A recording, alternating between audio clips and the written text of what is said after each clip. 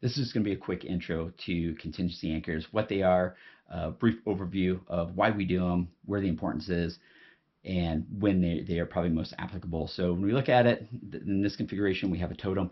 So a contingency anchor is made, as the name implies, if a contingency needs to be called, where something that could happen but normally doesn't occurs, then you're prepared for it. And so in a case for a contingency anchor, we actually measure the rope to exactly the length that we want. So if it is on the ground in an urban area, that tip is just touching the ground, or even it can be, a foot off that ground, whatever you need for your ropes there.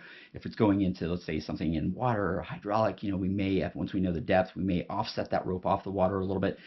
Point being is we've measured and that rope length is exactly where we need. So all the rest of the rope is actually up with us, and you're kind of managing that anchor.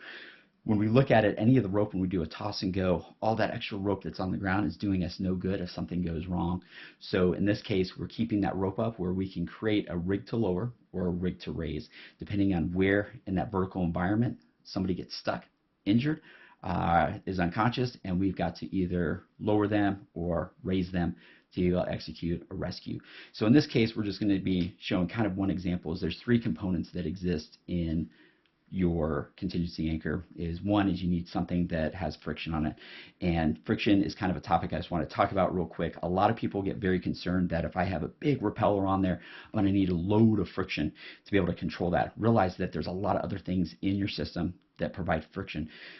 So a lot of times what we see is people overkill that. So I could do a vertaco in this manner, which may be applicable for some environments. And a lot of people use vertacos techniques when they're rappelling, especially with the totem, because I can adjust that friction on the fly. The problem with that is it may actually be too much friction for you to effectively lower that person in there, because once we start thinking about what that edge looks like, if we're in Utah, we've got a nice rounded edge going over towards an arch, then it's something in vertaco may be good.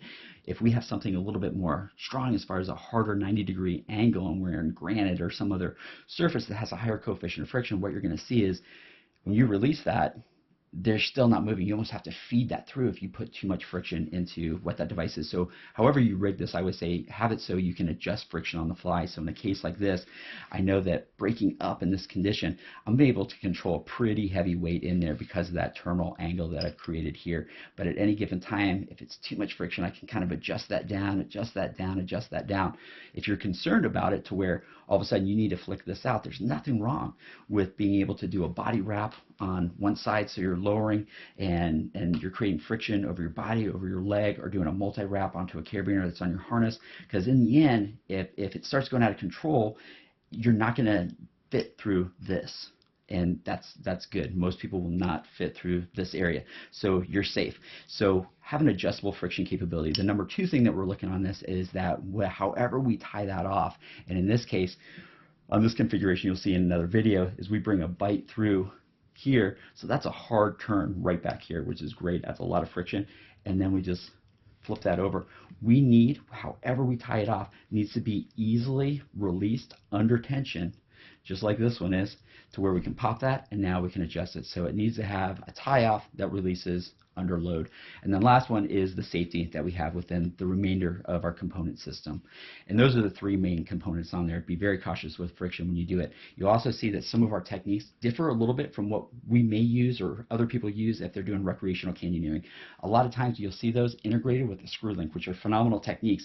They just aren't extremely applicable to the environment that we're talking about, which is more of an operational environment where we do not know the beta of where we're going. We do not know what kit we're going to need or not need.